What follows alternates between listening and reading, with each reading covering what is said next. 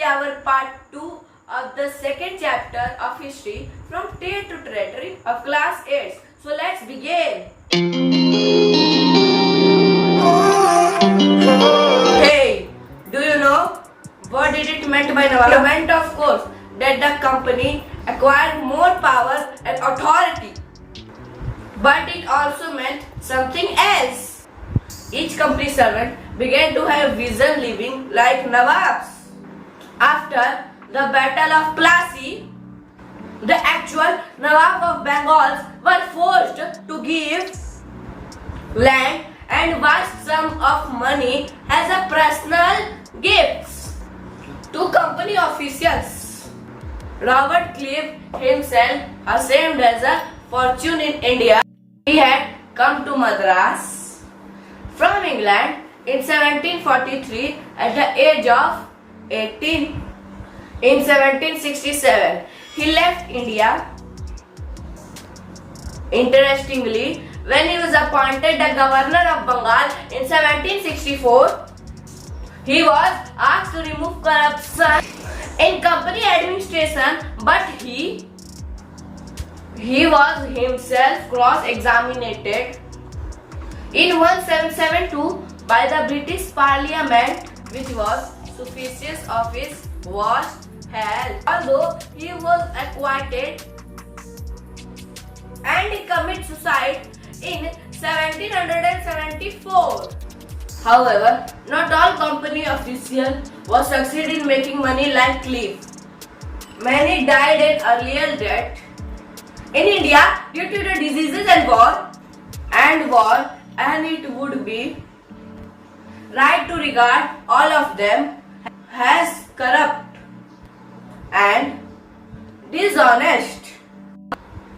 Many of them came from humble backgrounds and their utmost desire was to earn more in India and return to Britain and to have a comfortable life. Those who managed to return with the wealth lived flashy life and they flaunted their riches. They were called Nabobs, an Anglicized version of India, an Indian word that is known as Nawabs. They were often seen as upstarts and social climbers in British society and were regulated or made fun of in plays and cartoons. If we analyze the process of annexation of Indian state by the East India Company from 1757 to 1857, certain key experts emerged. The company rarely launched a direct military attack on an unknown territory. Instead, it used a variety of political, economic, and diplomatic methods to extend its before annexing an Indian kingdoms. After the Battle of Buxar that happened in 1764, a company appointed residents in Indian states. They were the political or the commercial agent, and their job was there to serve the further of the company requirements. Through the residents, the company official began interfering in the internal affairs of Indian states. They tried to decide who was the successor of throne and who was to be appointed in the administrative posts. Sometimes the company forced into a subsidiary alliances. According to the alliances, the Indian rulers were not allowed to have their independent armed force. They were to be protected by the company but had to pay for the subsidiary force that the company was supposed to maintain for the purpose of this protection. If the Indian rulers failed to pay the money, their part of the territory was taken away as the penalty. For example, when Richard Wellesley was the Governor General during the period of time from 1798 to the 1805 years. The Nawab of Awadh were forced to give up half of its territory to the company in the time 1801 because he failed to pay the subsidiary forces. Hyderabad was also to force territory on the similar grounds. Tipu Sultan was one of the most famous king and he was also known as the Tiger of Mysore and he was the son of the Hyder Ali. The company restored to the direct military confrontation when it saw a threat to its political and economic interests. This can be illustrated with the case of the southern Indian state of Mysore. Mysore had grown his strength under the leadership of powerful ruler Hyder Ali, ruled from 1761 to the 1782, and his famous son Tipu Sultan ruled from 1782 to 1799. Mysore controlled a profitable trade of Malabar coast, where the company purchased pepper and the cardamom. In the year 1785, the Tipu Sultan stopped the export of sandalwood, pepper, cardamom through the ports of his kingdom and disallowed local merchants from with the trading company. He also established a close relationship with the French in India and modernized their army with their help. The British were furious when they saw Tipu and Hyder Ali was ambitious, arrogant and dangerous rulers who had to be crushed. The war was fought with the Mysore, but only in the last battle, the Battle of Seringalpatnam, the company won that battle only. But the Tipu Sultan was killed by defending his area Seringalpatnam. Mysore was placed under the former ruling dynasty of the Bandar race and a subsidiary alliances was imposed on the states. There was a one-more war with Marathas. So let's see the war with Marathas. From the late 18th century, the company also sought to curb and eventually destroy the Marathas' power with their defeat in the Third Battle of Panipat in the year 1761, and the Marathas were also dreaming to ruling on the Delhi was shattered. They were divided into different chiefs and they all were belonging to the different dynasties such as Sindh dynasty, Holkar dynasty and Bhonsle dynasty. These chiefs were held together in confederacy under the control of Peshwas, who became its effective military and administrative head that were based in the Pune. Mahadnij Scindia and Nana Padnis were two famous Maratha soldiers and statesmen of the late 18th century. The Marathas were subdued in a series of wars. In the first war that was ended in 1782 with the Treaty of Sejwal, and there was no clear victory. The second Anglo-Maratha war was fought under different fronts, resulting in the British gaining Orissa and the territory port of Yamuna River, including the Agra and Delhi. Finally, the Anglo-Maratha War of 1870 to 1819, Maratha power, the Peshawar were removed and sent away to the Bithur near the Kanpur with a pension. The company now had the control over the various territories.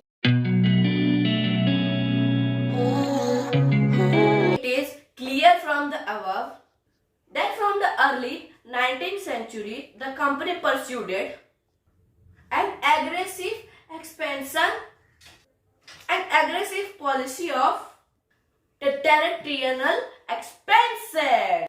Under the rule of Lord Hastings, the new Parliamentary has been initiated. Now the company claimed that its authority of Parliamentary was supreme. Hence its power was greater than that of an Indian state.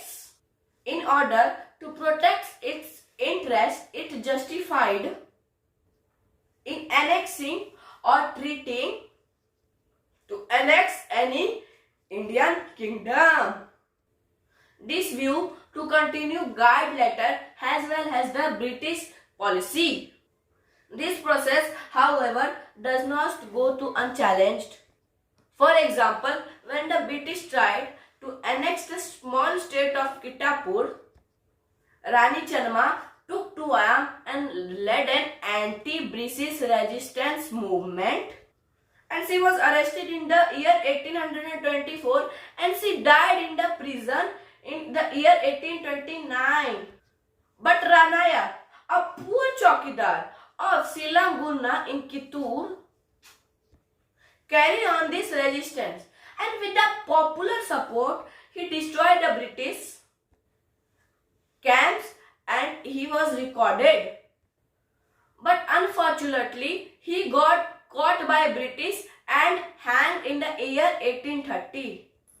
In the late 1813th century, the East India Company became worried about Russia. It imagined that the Russia might expand through the Asia and enter in India from the northwest. Driven by this fear, the British now wanted to secure their control over the northwest. They fought a war with Afghanistan and they established a direct complete rule there. And the Sindh was taken over in the year 1843, and the next in the line was Punjab, but the Maharaja Ranjit Singh held back the company. After his death in 1839, two prolonged war fought with the Sikh kingdom, and ultimately in 1849 the Punjab was annexed. Final wave of annexation occurred under the Lord Dalhousie, who was the Governor General between the year 1848 to the 1856, and he devised a policy that now came to be known as Doctrine of Lapse. The Doctrine of Lapse declared if an Indian ruler died without an male heir in his kingdom without lapse, then a part of that area will go through the company territory. One kingdom to another kingdom simply annexed by the using Doctrine of Lapse. Finally, in 1856, the company took control over Awadh. This time, the British had an argument. They said that they were obliged by the duties to take over Awadh in order to free the people from the misgovernment of the Nawabs. The people of Awadh joined the Great Revolt that broke out into the year 1857. Warren Hastings was one of the many important figures who played a role in a significant of a company power. By his time, the company not acquired a power in Bengal but also in the Bombay and Madras. British territory were broadly divided into administrative unit called presidency. Units called presidency. There were three presidency: Bombay, Bengal and Madras, and each was ruled by a governor. The supreme head of the administration was known as Governor General. Warren Hastings, the first Governor General, introduced the several administration reforms, notably in the sphere of justice. From 1772, a new system was established, each state having two courts: civil court and criminal court. Maulis and Hindu Pandit interpreted in the Indian laws for the European district collectors who presided over the civil courts. A major problem that was the Brahman Pandits gave different interpretation of local Nawab based on the different school of the Dharma Shastras. To bring a uniformity, in the year 1775, 11 Pandits were asked to compile to digest the Hindu laws, and Behalted translated this digest into the English. By 1778, a code for Muslim laws was also compiled for the both benefits of European judges. Under the Regulating Act of 1773, a new Supreme Court was established. By the Court Appeal, a Sardar Mulamat, the set up their court also in the Calcutta. Colonial rule in India brought in some new ideas of administration and reform. Its power rested on its military strength. The Mughal army was mainly composed of cavalry and infantry, that is, pedal soldiers. They were given in the training in archery and the use of sword. The cavalry dominated the Mughal army, and the Mughal state did not feel to have a large professional trained infantry.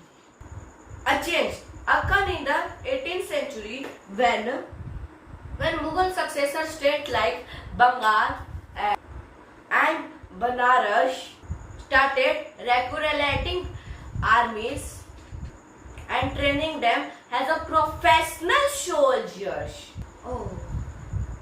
The East India Company adopted the same methods when its requirement for its own army, which is known as the Sepoy army, that is now known as in India word Sipahi. Warfare technology was changed from the 18th-20th century. The cavalry requirement of the company army declined. This is because the British army was fighting with the Burmese. Afghanistan and British soldiers were armed with muskets and matchlocks. The soldiers of the company army had to keep peace with changing military requirements, and its infantry regiments became now more important. In the early 19th century, the British began to develop a uniform military culture. Soldiers were increasingly subjected to the European style training and drill and discipline that regulate their life far more than before. Often, since they created because of the caste and community feeling ignored in building a force of professional soldier. The East India Company was transformed from a trading company to a territorial power. The arrival of new steam technology in the century 19 also added this process. Till then, it would take anywhere between 6 to 8 months to travel to India by sea. Steam ships reduced the journey time to 3 weeks to enabling more Britishers and their families. By the 1857, the company came to exercise direct rule over about the 63% of the territory and 78% of the Indian constitution. That combined with its indirect influence on the remaining territories and the population of the country. The East India Company had virtually the whole of India under its control. Thanks for watching, friends. In this video, we have completed our part 2 as well as chapter number 2 of history. So, if you like this video, please leave a like. If you have any doubt, comment in comment section. Kindly subscribe this channel and share this channel link with your family and friends.